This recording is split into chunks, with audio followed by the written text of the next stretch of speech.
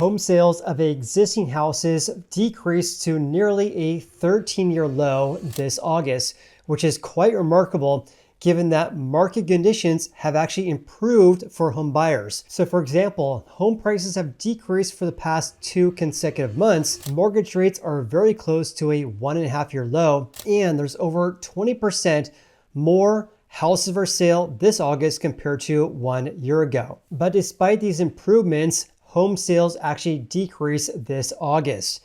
In today's video, I'm going to share my own analysis of NAR's data to share exactly what's happening right now to the US housing market. Please subscribe to my YouTube channel. These videos take me hours to make, and I appreciate all the support you guys have given me over the years. And of course, I'll definitely keep you posted with latest developments regarding what's happening right now with the US housing market to give you guys some insights regarding, should you be buying or selling a house right now. So thank you so much for doing that. I have a lot to share, and let's begin. The first chart I want to share with you guys is from Freddie Mac, looking at the average 30-year fixed rate for a mortgage, of course. So today's video is based on data from NAR, or the National Association of Realtors, for the month of August. Just posted today, by the way, which is September 19th. But keep in mind, any figure I'm mentioning in today's video is based on a closed home sale for August, which is really what the housing market was like back in late June and July when the home buyer got their offer accepted. And what happened then? The average 30-year fixed rate in June decreased from 7.06% down to 6.92%. Then it decreased further in July, down slightly to 6.85%. So rates decreased from the highs, of course, we saw last year back in October, but they have been decreasing this year ever since really June as well. Now, what I am very curious, I'm going to mention this later in the video, is how this decrease in rates we've been seeing since then is going to impact our housing market, of course, as well. In any case, I want to share NAR's press release regarding their housing market stats for the month of August. And of course, I have a lot more to share regarding what they had to say here based on my own analysis of their data. It says existing home sales fell in August, according to NAR. 3 out of the 4 major U.S. regions posted sale decreases, while the Midwest was unchanged. On a year-over-year basis, all 4 major regions except for one fell compared to 1 year ago. So total existing home sales, which basically excludes multifamily properties and also excluding brand new home construction. That's an existing house, a house that in which someone bought new years ago, of course, and it's being sold on the resale market.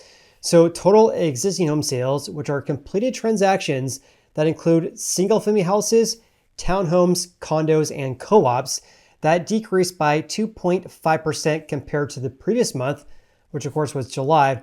And of course, it decreased on a year-over-year basis, down by 4.2%. According to their chief economist, Lawrence Yun, here's what they had to say.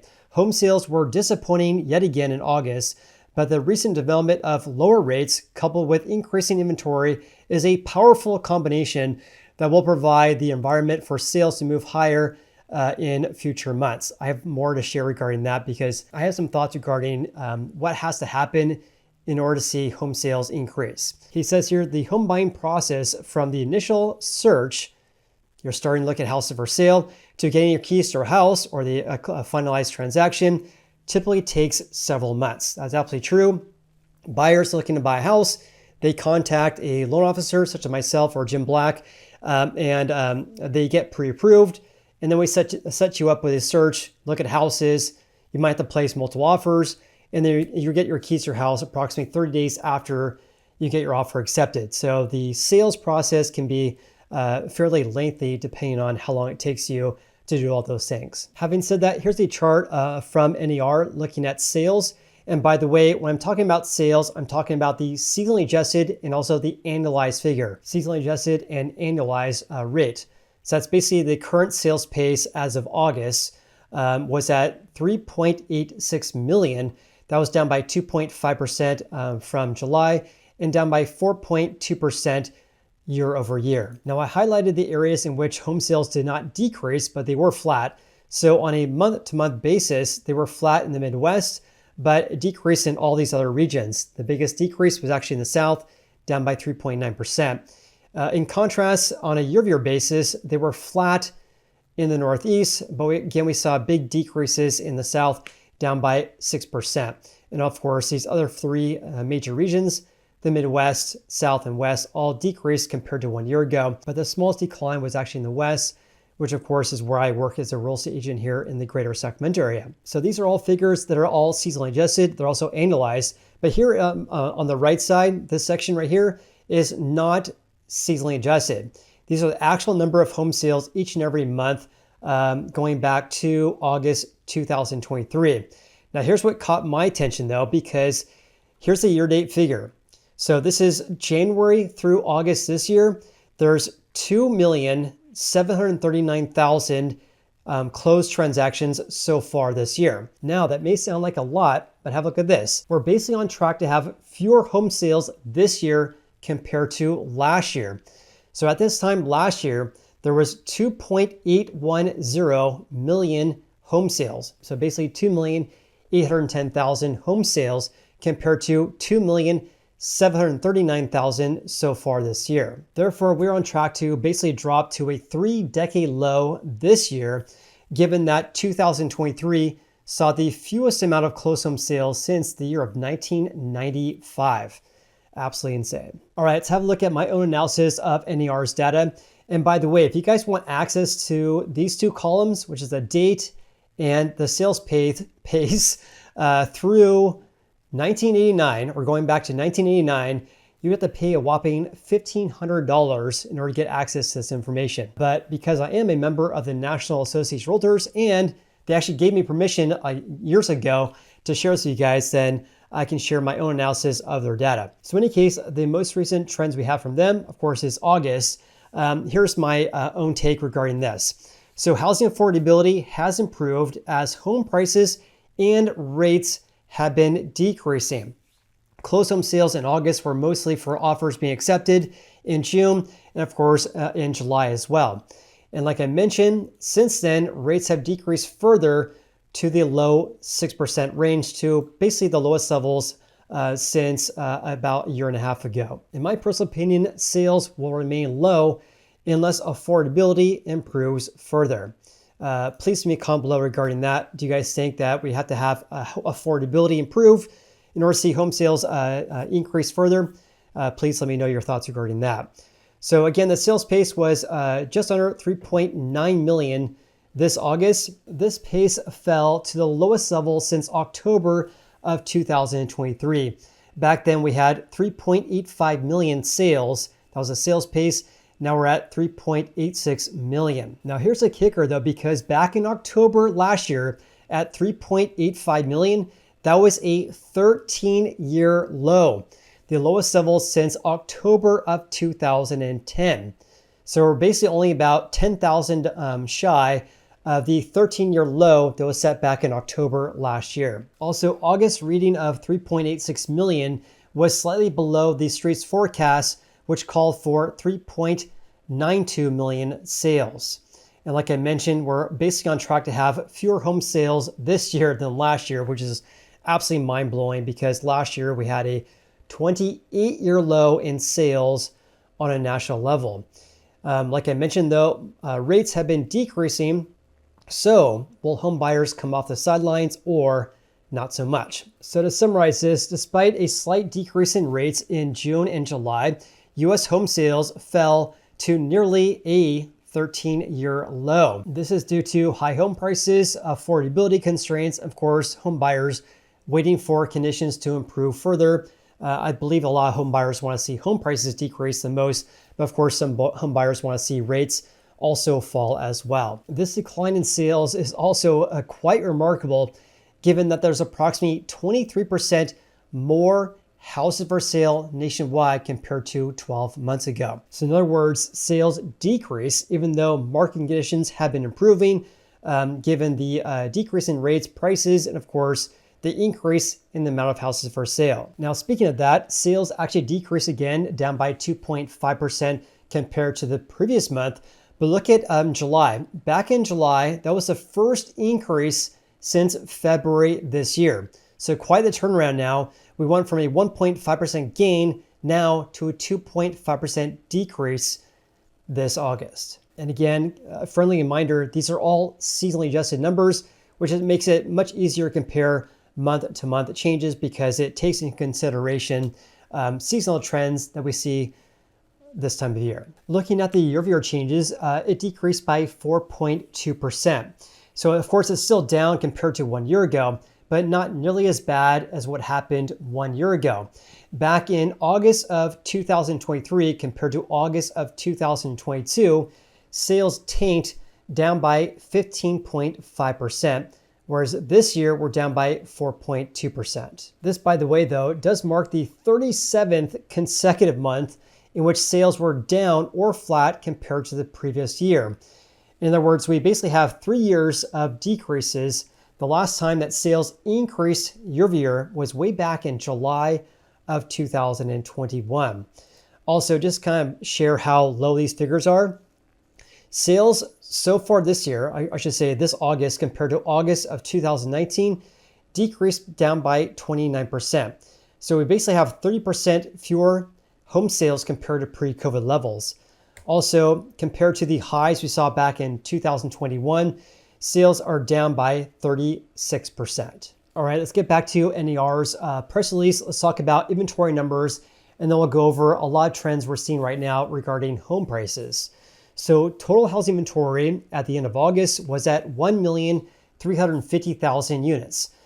These figures from NAR, I believe, include some pending home sales or all pending home sales because their figures tend to be a lot higher compared to other sources such as Realtor.com, Redfin, and AltosResearch.com. But in any case, at 1.35 million units, that's up by only 0.7% compared to the previous month, but was up by 22.7% year over year. The unsold inventory index, or the month supply, is at 4.2 months, up from the 4.1 months last month and up from the 3.3 months we saw 12 months ago. But of course, I have a lot more to share regarding what's happening right now regarding inventory levels. So again, these are the figures I pulled from NAR. 1,350,000, the month supply at 4.2 months. At 1,350,000, that's the highest amount since October of 2020. So in other words, we have the highest amount of houses for sale nationwide going back to 2020. So basically a 4-year high, very close to that. These figures are also not seasonally adjusted though. So inventory tends to peak around mid-year, which is around this time of year. So let's see in the coming months if inventory has already peaked. Looking at data from Redfin, for example, based on their data, they showed that inventory peaked in July. But so far in August, according to NAR, inventory is still increasing, but the gains are basically losing momentum. Also, even though inventory is close to a 4-year high right now, there's still approximately 26% fewer houses for sale compared to August of 2019. So in other words, inventory is improving because we're up by 23% from last year, but we have a long ways to go in order to get to a more normal housing market in which we have a normal amount of houses for sale nationwide. So for example, back in August of 2019, we had 1,830,000 homes for sale, but this year, just under 1.4 million. When looking at the month supply right now at 4.2 months, that's the highest levels going all the way back until May of 2020. But it is on par with pre-COVID levels. So for example, the average of August 2017, 18, and 19 was also a 4.2 month supply. So even though we have far fewer houses for sale right now compared to pre-COVID levels, the month supply is on par with those levels. Here's also something I want to share with you guys as well. The increase of inventory so far this year, this is January through August this year, inventory has increased by 34%. Look at what happened last year. It only increased by 12% during the same time frame, January through August, compared to the 34% we're seeing this year. So inventory levels right now are increasing much faster than last year. But look at 2022. which of course was the last time we saw a correction in home prices and home sales as well. Because during the same time frame, January through August that year, inventory surged by 51% compared to the 34% gain we're seeing so far this year. So my take on this is this right here. So far this year, January through August, which is basically year-to-date figures, inventory is growing twice as fast as the same time frame in 2017 through 2019. So in other words, we're up by 34% so far this year compared to a gain of only 17% in 2017 through 19. But it's not rising nearly as fast as the gains we saw back in 2022. Here's my take. We likely won't see a similar sharp correction in home prices like we saw in 2022. The reason why we saw a sharp correction in 2022 was because inventory and rates doubled in less than 12 months. This year, of course, we have a lot of challenges, but we're not seeing that same environment in which inventory is absolutely skyrocketing. However, though, given the rise of housing supply, I expect home price growth to slow down, which is exactly what I said in my previous video I posted 1 month ago. And of course, I'll keep you updated as more data comes in. All right, let's change gears slightly here and talk about home prices based on the median sold price. Here is one small paragraph, or one sentence really, from NAR, and I have a lot more shared. So it says here, the median existing home sold price for all housing types in August was just under $417,000, up by 3.1% from 1 year ago. All 4 US regions posted price increases, I would say asterisks, compared to 1 year ago. And that's this right here. This August, $416,700, up by 3.1% year over year. The biggest gains are actually in the Northeast, up by 7.7%. Then we have the Midwest up by 3.8%, the West up by 2.2%, and the South increasing by only 1.6%. Let's have a look at my own analysis of their data though, because at $416,700, that is a 3-month low. However, though, these figures based on home prices are not seasonally adjusted. So in other words, we're seeing a seasonal decrease in home prices right now. And of course, don't take my word for it. I'll share some data regarding that. So home prices based on the median sold price fell by 1.4% compared to July. This is entirely normal to see the median sale price decrease this time of year, and the decline is actually on par with the long run average going back to 2010. So this year it decreased by 1.4% compared to July, but the long run average, based on my nerdy Excel formula there, which just takes me so long to do, is a decrease of 1.1%. So basically this decline of 1.4% is a seasonal decrease we're seeing right now. Now here's the difference though, because when looking at the year-over-year change, it kind of paints a different scenario. So home prices have increased by 3.1% compared to August of 2023. That marks the smallest increase since September of 2023.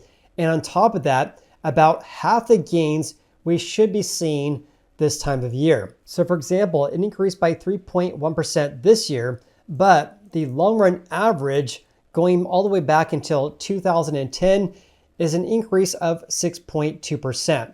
So just taking a step back here, the month-to-month decrease down by 1.4 was normal looking at historical trends, but the year-over-year change is basically half that of what we should be seeing during this time of the year. But wait, there's more. Looking at, this is crazy to see these prices here. It's just laughable because, home prices have increased so much, and I understand if you guys want to buy a house, it is extremely challenging due to elevated home prices, to say the least. At $417,000, we're basically only $10,000 shy of the all-time record highs that was set back in June this year, just 2 months ago.